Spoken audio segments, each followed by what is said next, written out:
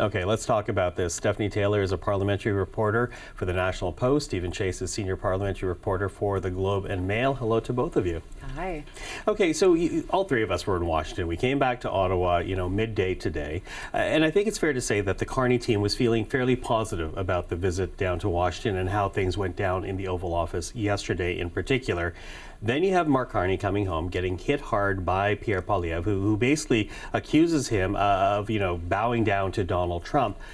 Has the Prime Minister painted himself into a corner and susceptible to criticism by looking as if he gets on with Donald Trump as well as he did yesterday, Stephanie? I think it depends on whether that relationship warrants any results. I mean, that's what you heard in question period today. I think the risk for the Prime Minister is that you will go to Washington, you will have a warm, chummy conversation with Mr. Trump, there will be jokes, there will be laughter, but at the end of the day, we still don't have a trade deal. At the end of the day, we don't have that many more details on the progress of things. We have heard from the government that they're working quickly on deals. Maybe there's a bit more focused attention, but in terms of what that actually means in results, we don't know. And I think the longer we go without those results, the more exposed the Prime Minister is going to find himself, and the more opportunity there is for the narrative and the criticism coming from opposition conservative leader Pierre Poilievre and others to kind of lambast Mr. Carney going down to Washington and doing what they kind of amount to friendly photo ops that don't actually materialize into the goods. Mm-hmm. See, what do you say? I think there's a fair amount of sympathy for the position Mr. Carney finds himself in. Everyone knows that Mr. Trump is mercurial. Everyone knows that Mr. Trump changes his mind. And of course, people who follow the files realize that the effective tariff is pretty small. 85% of the goods get through without a tariff. What's really being hurt are the steel sector and the lumber sector, the softwood lumber sector. So there's a lot of regional frustration that could creep. And, it doesn't look good that so many other countries have gotten deals.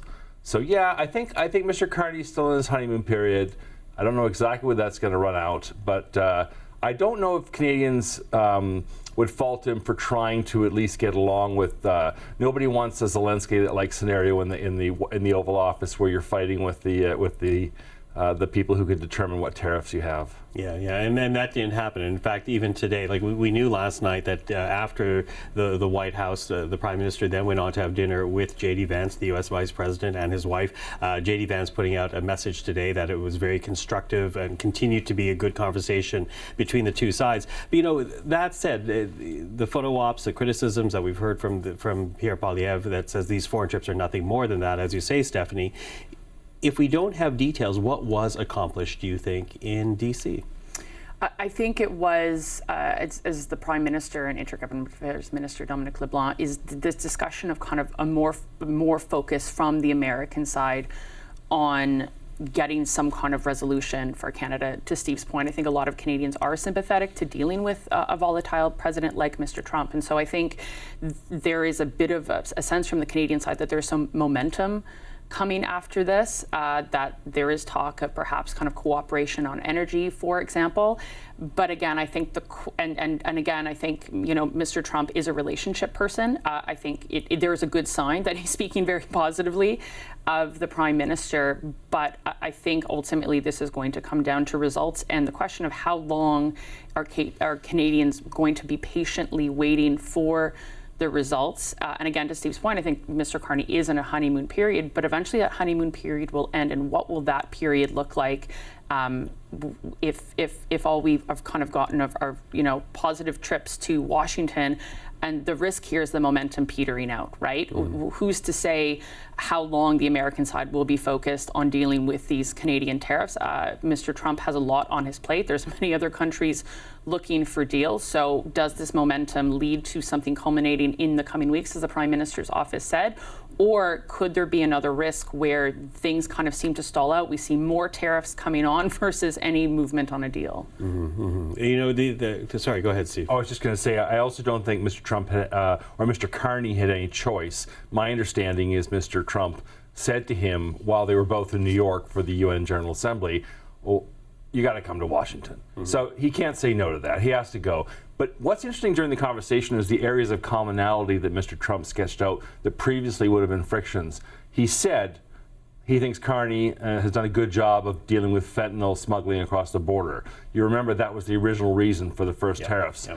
He also said that he thinks that we're going to work together on the Golden Dome. So he thinks we're fellow travelers on that idea for this integrated missile defense. And third, he said with China, he didn't raise any of the concerns that other MAGA people have about Canada being a backdoor for Chinese investment or Chinese goods. He said, what should Canada do? Just compete with China. So there was a lot more commonality here than last time in my mind.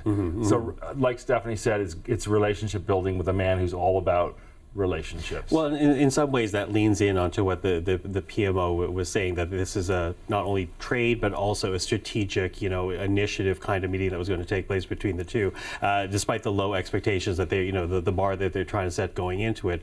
Out of it does come the Golden Dome scenario and talk, cooperation, as you say, on China. So that is a different role that the administration is casting for Canada than we saw earlier this year. How does that overall work in Canada's favor when it comes to trade, Stephanie? I think what's interesting is that we are getting fleshed out from this trip areas where you see Canada thinking what it can offer to the Americans. Clearly the strategy wasn't working of just hammering home to the U.S. administration how important this trading partner was. I mean, for a lot of Americans, free trade is not a term they necessarily like. So I think the Golden Dome is an opportunity for Canada to kind of show what it can provide America. And I think energy was also something that stuck out to me in this conversation, which was not front of mind in topic that was brought up back in May. Sources confirming that Mr. Carney did raise this idea of the Keystone XL pipeline in the context of perhaps we can work together on certain energy projects Mr. Trump is interested in, but tying that back to perhaps some progress on steel and aluminum. Tariff. So I think it's very interesting to see how Canada thinks it can kind of use its sword and use its leverage to try to get some kind of a deal. Steve? I would say one thing that's maybe disturbing to people who favor free trade is that Mr. Trump sketched out a vision for a relationship in which there's not a lot of free trade anymore. It's managed trade. He's talking about formulas when it comes to cars, which raises the idea of tariff rate quotas where a tariff kicks in after we ship a certain number of cars. Because that's what happened with Europe, for example, right? Like I think it's like 100,000 cars before they get really tariff or the UK. Yeah, so I mean, it's a different relationship he's trying to force us into, and I guess the question is, are we going to be drawn deeper in integration with the U.S. through the Golden Dome, through more, trade deals or trade agreements, or are we supposed to be finding new markets? The reality is, for much of our trade, it's not going anywhere else, but the important, valuable things like critical minerals and petroleum, we need to be finding other markets for. So it's part of Mr. Carney's dilemma: is do we walk deeper into the Canada-U.S. relationship, or do we seriously start looking for something new? Yeah, and until we see the trade deals, at least for short-term relief on aluminum, steel, and energy, that's, as you say, susceptible to criticism from the opposition. Yeah, I think he likes the tariffs. That's the problem, Mr. Trump, and you can say it's just bluffing, but he loves the money that's coming in from these tariffs, even though he's effectively taxing his own people. So I don't know what it's going to take to get him to walk back tariffs for Canada on that. Yeah. Well, we are watching to see what Canada actually does. Listen, Stephanie, Stephen, it was a busy 3 days, so thank you for being here today. Thank you.